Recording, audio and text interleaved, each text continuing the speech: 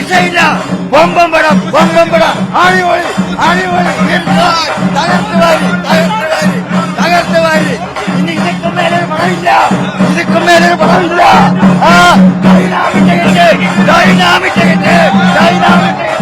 നമുക്ക് ഒരാളെ രാജാവുള്ളൂ. ആ രാജാവ് ആരാണെന്ന് തെളിയിക്കാനായിട്ട് മുളനെ നുള്ളാൻ ശ്രമിച്ച ഒരു നായകൻ പൃഥ്വിരാജ് സുകുമാരൻ തെളിയിച്ച് കാണിച്ചിട്ടുണ്ട്. ഇത് തലമുറക്കേണ്ട ഒരു പഴയ രാജാവിനെ പുനർജീവിച്ചുകൊണ്ട് ഒരു പടം ചെയ്തിട്ടുണ്ട്. കയറി കാണും മക്കളെ, പൃഥ്വിരാജ് സുകുമാരന്റെ പടം എമ്പുരാൻ. ഒന്നാണ്, അതിനൊക്കെ ഒന്നുമില്ല. പൃഥ്വിരാജ് സുകുമാരൻ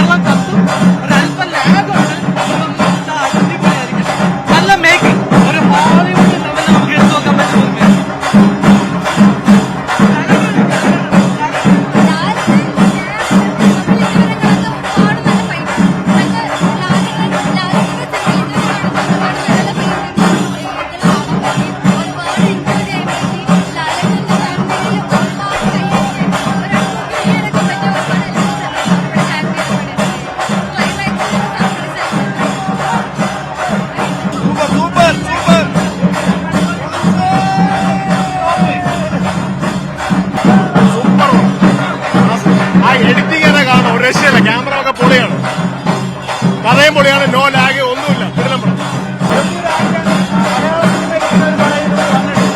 അത്ര ഗംഭീര ആക്ഷൻ, ഗംഭീരമായിട്ട് ചെയ്തിട്ടുണ്ട്. നല്ല പടം, നല്ല രീതിയിൽ പടം സെറ്റായിട്ടില്ല. അത്ര പോരാ, പക്ഷേ കുഴപ്പമില്ല. പടം ഓൺലൈൻ വാച്ച് തിയേറ്ററിൽ കാണാറുണ്ട്. നല്ല സിനിമ പിന്നെ ഡബിൾ ലൂസിഫറിന്റെ ഇരട്ടിയാണ്.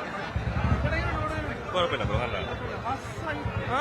ഓക്കെ കമ്പാരിറ്റീവ്ലി കുഴപ്പമില്ല. പക്ഷേ ഇഷ്ടം ആകെ ഫീൽ ചെയ്ത്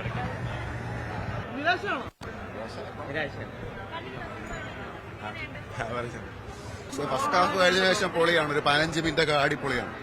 നല്ല ലൂസിഫറിന് മേലെ നിൽക്കും. കൊള്ളാം, നല്ല പടം കണ്ടോണ്ടിരിക്കാം. ലൂസിഫറിന് മേളിൽ ഒരുപടി മേളിൽ തന്നെ നിൽക്കും.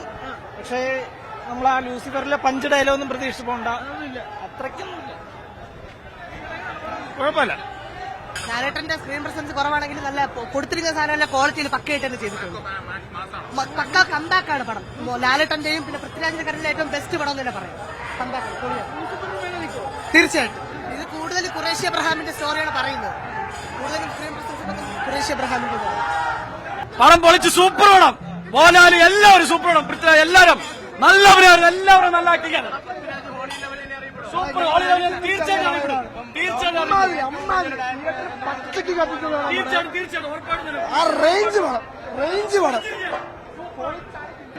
പൊളി, എല്ലാരും പൊളി. എല്ലാം കിടിലം, ഒന്നും പറയാതെ കിടിലം പടം.